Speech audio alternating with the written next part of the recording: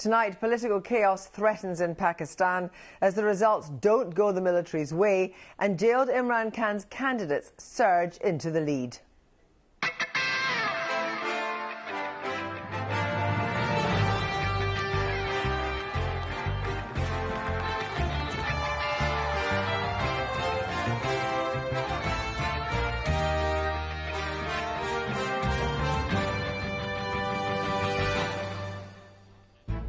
In the teeth of violence and claims of vote rigging, will democracy win out in Pakistan?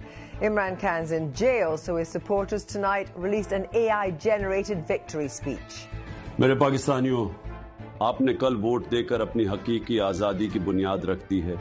हमने 2024 elections 2/3 अक्सरियत से जीत लिया है। We'll hear from Imran Khan's former advisor and a columnist and scholar of South Asian politics, who was also a former civil servant in Pakistan.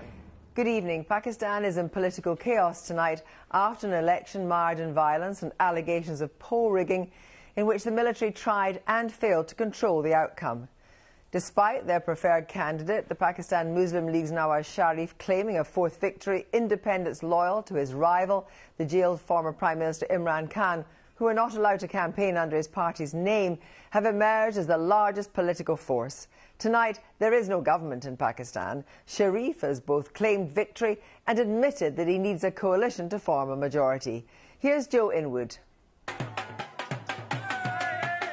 This was not supposed to happen. Their leader was imprisoned. Their party was shut down, forced to run as independents. Even their symbol, the cricket bat, was banned from ballot papers.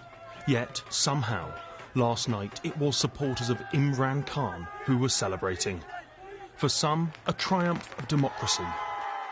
After all of that, the fact that they were able to muster the kind of performance that they did is a testament to two things in my view. One, Pakistan's people believe and own up to the fact that they have a right to elect a democratically elected government. And two, that they have immense resilience and immense faith in the democratic process to come out and vote despite everything that was thrown in their way to prevent them from exercising their right to vote. But it was also testament to the failure of the army to cope with the technology and techniques of Imran Khan's party.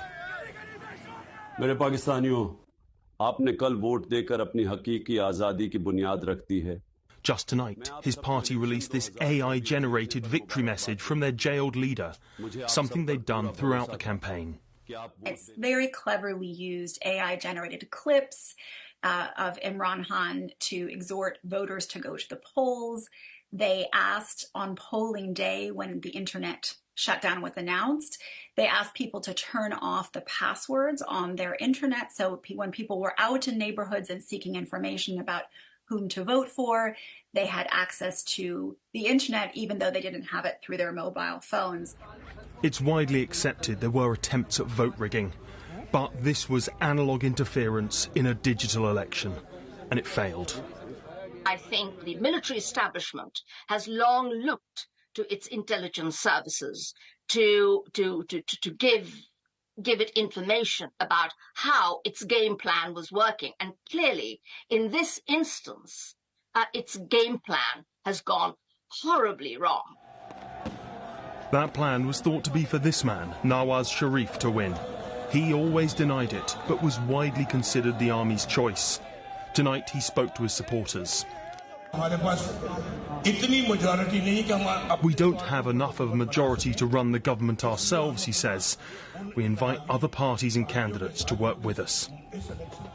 Pakistan has ended up with a fragmented parliament, with the largest bloc made up of supporters of Imran Khan, but all sitting as independents.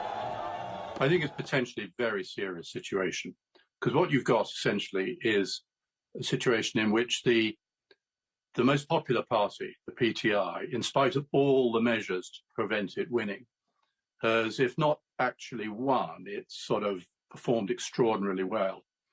And so you face it with the situation in which there might be a coalition of the two less popular parties backed by the army, with a lot of the people feeling that they've essentially been disenfranchised. To my mind, that poses a really serious potential problem. And the risk of instability in Pakistan matters. To the east, her great rival India. Conflict never seems far away between the two nuclear powers. To the west, Iran. And to the north, Afghanistan, where the Taliban's return will have emboldened their Pakistani cousins. While domestically, things are little better. Pakistan is currently experiencing an acute economic crisis. And, the cost of living crisis, particularly soaring inflation. And really, unless the government or the new government, moves rapidly towards addressing some of these problems, we could well see unrest on the streets. Tonight, those predictions seem like they may be coming to pass. These are unpredictable, potentially dangerous times for Pakistan. Much depends on the final count in these elections and how Pakistan's powerful military decides to react.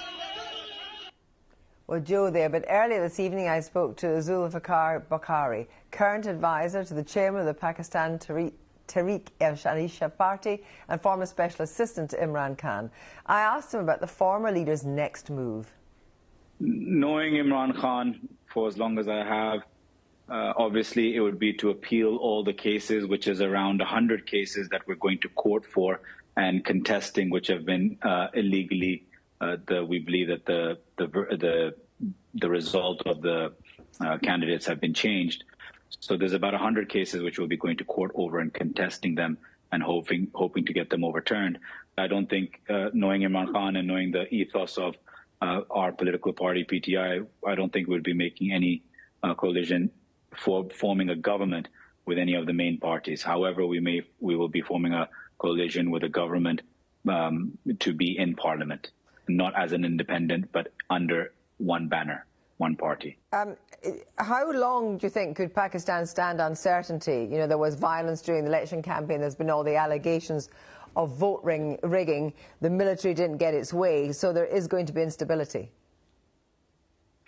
I think the instability will still continue simply because of the reason that whichever alliance is made, this hop-chop sort of government that's trying to be formed at the moment with 40, 50 seats from each other party, it's again going to lead to exactly what we've seen in the last 16 months, which is all the parties combined against us.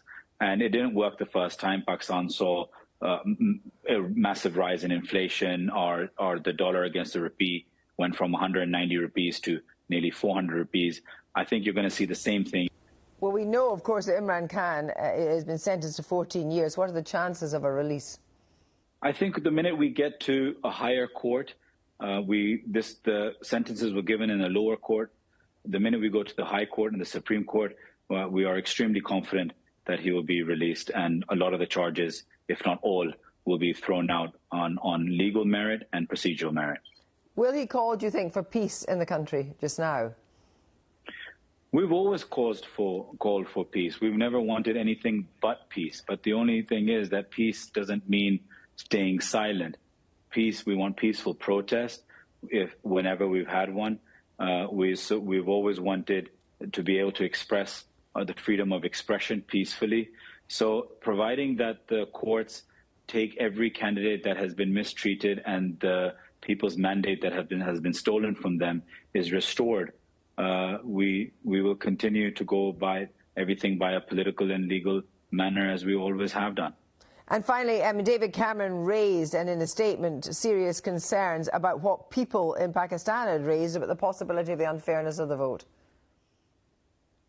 Yes, I retweeted back to Mr. David Cameron for his and very gracious kind words towards what's happened in Pakistan. But, David Cameron and many other politicians have only cited the last 48 hours in Pakistan over the elections. Don't forget that whatever atrocities we've seen in the past 48 hours have only happened because we've allowed the last 18 months, the human rights abuse in the last 18 months with Imran Khan and his party members to happen. If we didn't allow those at those times, the last 48 hours wouldn't have been such a sham election as we saw either. Zulfikar Bukhari, thank you very much for joining us.